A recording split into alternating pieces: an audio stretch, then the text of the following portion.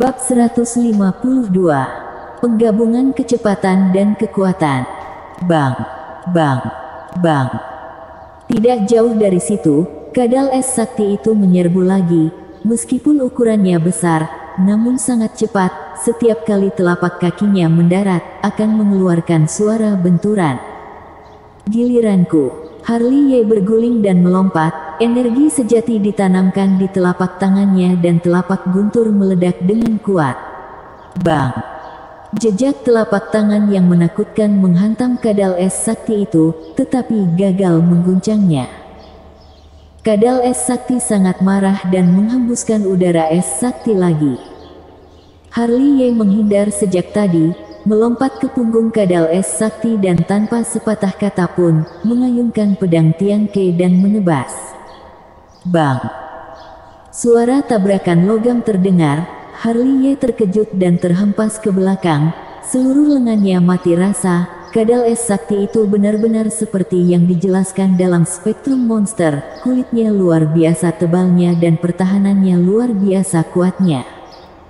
Telapak guntur.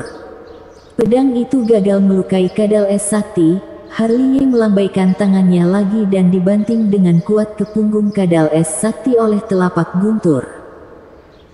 Namun, Harley Ye dirugikan lagi dan telapak tangannya sepertinya mengenai pelat baja yang keras. Dia tidak melukai kadal es sakti, sebaliknya, dia dikejutkan oleh kekuatan kejutan dan darah mengalir dari sudut mulutnya. Diserang oleh Harley Ye 2 kali berturut-turut, kadal es sakti itu sangat marah. Zeng, zeng. Terlihat sisik es sakti di punggungnya berdiri satu demi satu kemudian bergerak dengan raungan keras, menembak ke arah Harley Ye, jumlahnya sangat besar.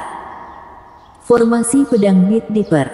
Harley Ye mengangkat pedangnya dan bertahan dengan formasi pedang Bit Dipper. Weng! Ekor raksasa kadal es sakti itu berayun, dengan kekuatan yang kuat dan menghancurkan formasi pedang Harley Ye di tempat. Batu pun hancur berkeping-keping. Kadal es sakti itu meraung dan berguling-guling dengan tubuhnya yang besar. Teknik mengguncang gunung. Tiba-tiba Harley Ye berdiri, menghantam dengan pukulan yang mendominasi. Ilmu satu jari matahari. Segera, ada jari cahaya redup. Mighty Dragon. Akhirnya, teknik rahasia Mighty Dragon yang mendominasi juga digunakan. Bang! Bang! Serangan berturut-turut mengenai kadal es sakti, tetapi gagal mengguncang kadal es sakti. Sebaliknya, malah dijatuhkan terbalik dan terbang lagi.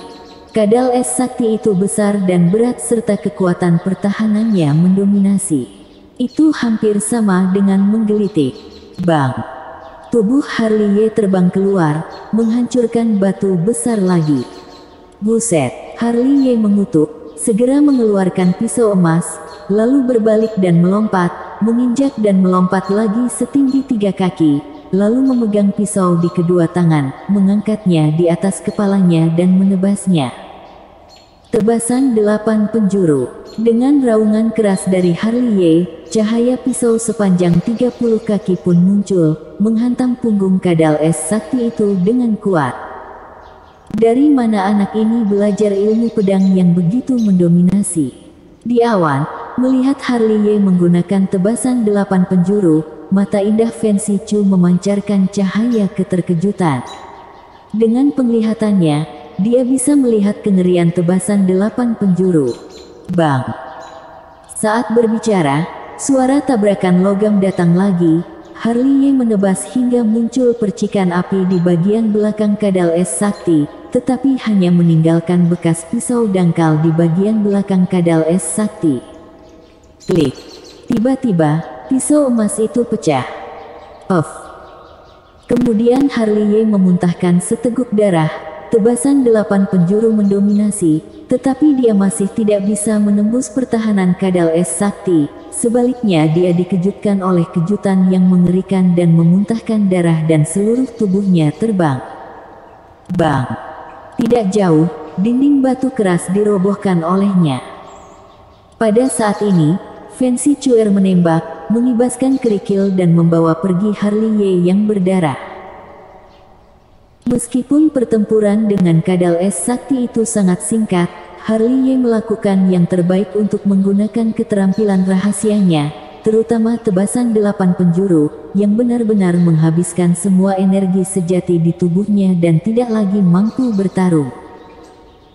Di lereng bukit, Fen Shichu menurunkan Harley Ye, pertama-tama memasukkan pil spiritual ke mulut Harley Ye, lalu menyalurkan kekuatan spiritual ke tubuh Harley Ye. Entah kapan, Harley Ye terbangun dari pingsan, tetapi wajahnya masih pucat. Dalam konfrontasi dengan rubah angin, ia pada dasarnya terluka oleh luka luar, tetapi dalam duel dengan biawak es hitam, ia menderita luka dalam. Kecuali serangan balik tirani dari tebasan 8 penjuru, ada juga dampak pukulan biawak es hitam, yang menyebabkan sakit parah pada tulang dan meridiannya. Kadal es sakti lebih sulit dihadapi daripada rubah angin. Harley Ye mengernyit, kulitnya sangat tebal. Meski kecepatanku jauh lebih unggul darinya, tapi banyak teknik rahasia yang aku gunakan, tetap tidak bisa mematahkan pertahanannya. Kenapa? Ciut. Fen Shichu memandang Harley Ye dengan penuh minat. Bertarung melawan rubah angin, kamu biarkan aku dipukuli selama 9 hari sebelum kamu memberiku nasihat, guru, katakan saja padaku. Melawan kadal es sakti, kamu siap untuk membiarkanku mengalahkannya selama beberapa hari sebelum memberiku nasihat. Harley Ye menatap Fen Shichu dengan polos. Lalu berapa hari yang kamu inginkan? Fen Shichu memandang Harley Ye sambil tersenyum. Lebih baik memberitahuku sekarang. Harley Ye menggosok kedua tangannya dan tersenyum, lebih baik menyelesaikannya lebih awal. Mimpi. Kata-kata Fen Shichu membuat Harley Ye terdiam. Mengatakan itu, Fen Shichu mengambil Harley Ye dengan satu tangan dan terbang ke hutan tempat kadal es sakti berada. Om. Segera, auman kadal es sakti terdengar dari hutan itu. Dalam duel lagi, situasi Harley Ye sama menyedihkannya seperti biasanya dan dia kalah dengan sangat rapi. Sama seperti konfrontasi dengan rubah angin, setiap kali dia dibawa kembali oleh Fen Shichu, dia berlumuran darah. Setelah lukanya sembuh, dia akan dilempar lagi. Dengan cara ini, siang dan malam berubah, matahari dan bulan bergantian, 5 hari berlalu dengan tenang dalam sekejap mata.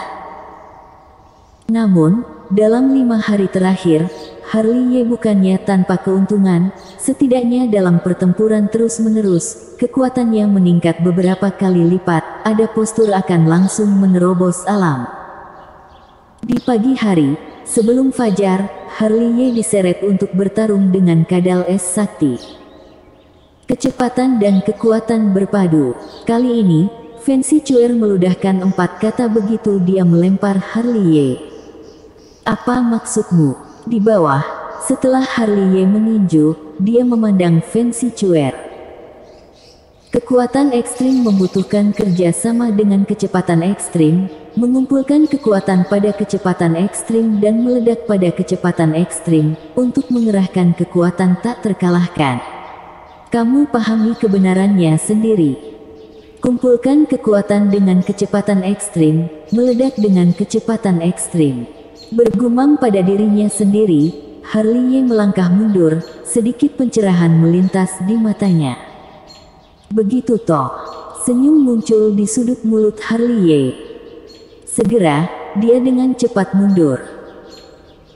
Kemudian, dia tiba-tiba berhenti, kaki belakangnya menendang tanah dan dengan pantulan tanah, dia menembak seperti bola meriam, dengan bayangan di belakangnya. Kecepatannya sangat cepat dan dalam prosesnya seluruh tubuhnya menyalurkan energi sejati yang ekstrim ke kepalan tangan, sambil menyerbu menuju kadal es sakti, itu sangat dekat dengan pengisian penuh. Om. Kadal es sakti juga menyerbu dari sisi yang berlawanan dan sudah membuka mulutnya yang berdarah untuk menelan Harley Ye.